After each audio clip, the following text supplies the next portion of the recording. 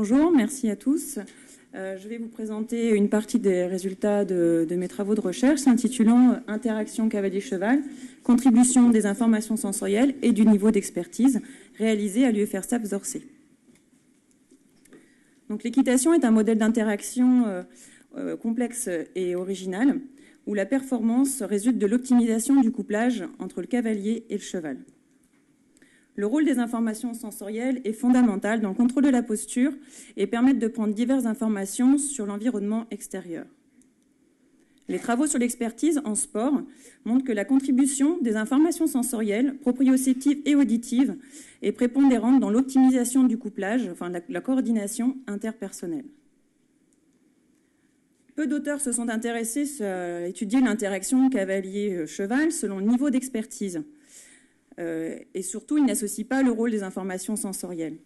La plupart de ces auteurs utilisent l'accélérométrie comme outil de mesure et montrent que, pour Terrada, en 2000 par exemple, que la stabilité de la tête chez l'expert est importante au pas et au trot par rapport au novice.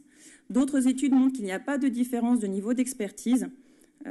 Et enfin, dernière recherche de Mons en 2013, il montre une orientation différente du bassin plutôt vers l'avant chez l'expert, ainsi qu'un dos plutôt redressé par rapport au novice.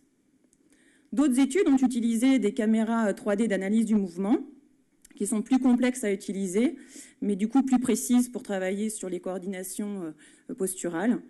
L'étude de Peham en 2004 montre que les cavaliers experts réalisent globalement moins de déplacements posturaux. Et enfin, une étude qui nous a particulièrement intéressés dans le protocole que je vais vous présenter, c'est l'étude de Lagarde en 2005 qui analyse un cavalier expert et un cavalier novice que vous voyez ici. Et les résultats montrent que l'expert est en phase avec les mouvements du cheval, qui en fait signifie une meilleure synchronisation du couplage entre le cavalier expert et son cheval. Donc à gauche, vous avez une représentation du membre supérieur du cavalier novice, donc ce sont les phases relatives du membre supérieur du novice, et de l'expert côté droit. On voit une meilleure synchronisation des différents points anatomiques au niveau du membre supérieur. Donc essentiellement, les différences de l'expertise se situent au niveau de la main, mais aussi au niveau du pied. Donc l'objectif de notre travail était d'identifier les coordinations sensorimotrices mises en œuvre par le cavalier en fonction de son niveau d'expertise.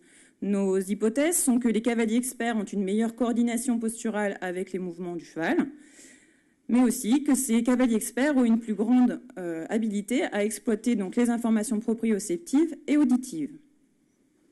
Donc, afin de répondre à ce questionnement, donc, nous avons mené une étude auprès de 26 sujets divisés en deux groupes, 12 novices, ainsi que 12 cavaliers professionnels provenant pour la plupart de la garde républicaine. Voici une vue du dispositif expérimental. Donc, nous avons équipé tous les participants de capteurs rétro-réfléchissants. Nous avons installé sur le simulateur équestre et ils ont tous effectué 8 enregistrements, 8 essais de 50 secondes dans différentes conditions de perturbation sensorielle. Donc la vision a été occultée au moyen de lunettes opaques. L'audition fut altérée au moyen d'un casque anti-bruit ainsi que de boules Kies. Et enfin, la proprioception fut altérée avec l'ajout d'une mousse sur toutes les parties en contact avec le simulateur. Au total, l'ensemble des participants ont effectué donc 8 essais dans différentes conditions sensorielles. Ces conditions ont été altérées. Par exemple, d'une condition yeux ouverts à la plus complexe, on va dire, la situation yeux fermés, âge avec la mousse ajoutée et sans l'audition. Parmi l'ensemble des variables étudiées, nous avons fait le choix de vous présenter uniquement les moyennes des phases relatives discrètes sur 10 segments, sur 10 points étudiés sur le cavalier par rapport au référentiel qui est le simulateur dans l'axe Z.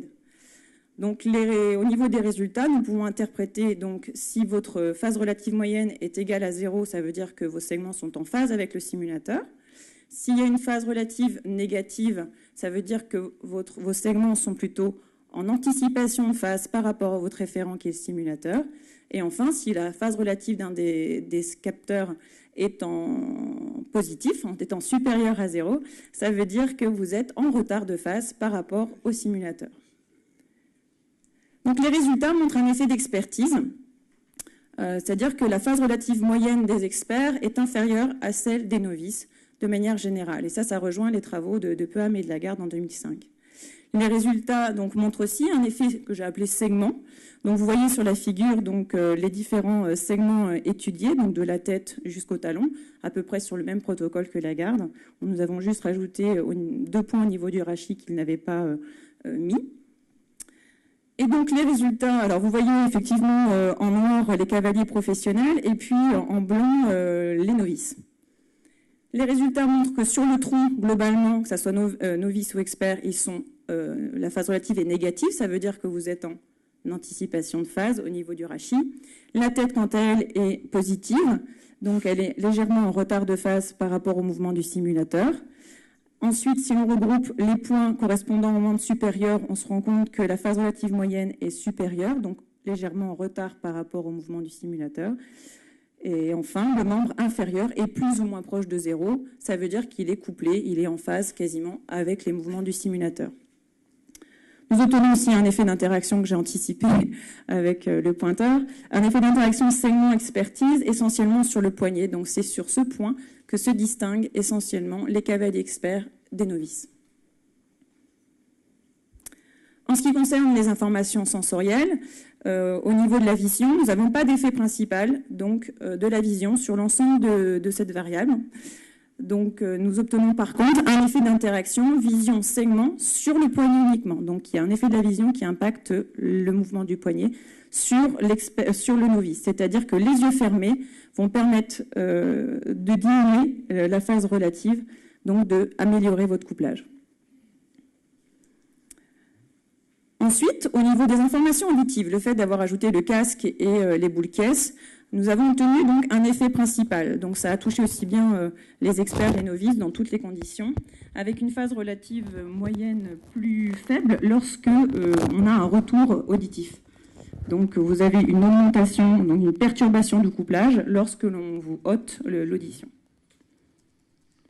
Et enfin, sur le troisième sens étudié, sur la proprioception, nous n'avons pas d'effet principal sur l'ensemble de nos valeurs.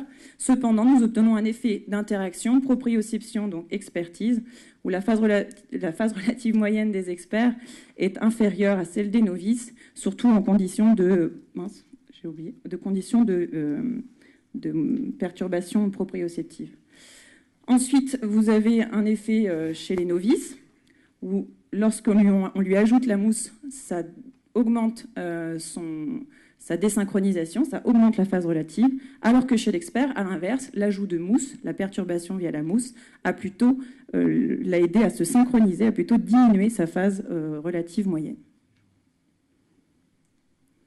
Donc, en résumé, nous obtenons un effet d'expertise qui permet nous avons mis en évidence un effet d'expertise.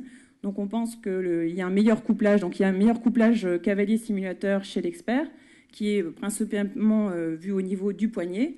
Donc, ces résultats vont dans le sens des études sur l'interaction cavalier-cheval, et surtout celle de Lagarde en 2005, qui, lui, avait étudié donc, en conditions naturelles et nous, en conditions simulées. Du coup, ces résultats nous confortent quant à l'utilisation de simulateurs. Autre point, dans la littérature sur les coordinations posturales, donc, nous trouvons aussi à peu près les mêmes développements au niveau des stratégies, puisque nous pensons que les experts ont une stratégie plutôt en mode articulé, alors que les novices ont plutôt une stratégie en mode en bloc, donc qui verrouille certaines articulations.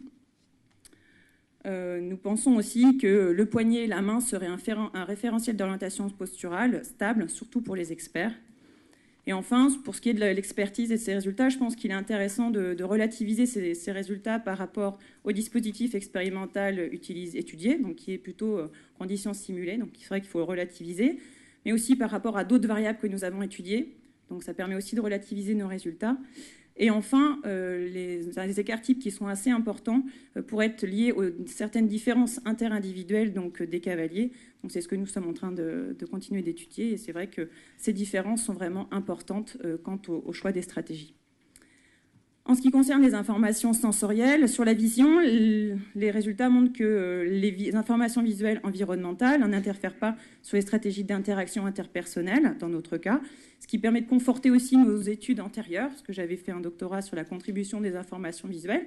Donc cette étude permet de consolider le fait que la vision, en tout cas les informations visuelles environnementales, n'impactent peu sur les modes de couplage. Au niveau de la proprioception, il est vrai que l'équitation est une activité où le tactile est la première source de référenciation, mais aussi d'informations sensorielles pour communiquer avec votre cheval. Donc pour nous, les informations proprioceptives sont vraiment une caractéristique de l'expertise. Donc ceci va dans le sens de nombreux travaux.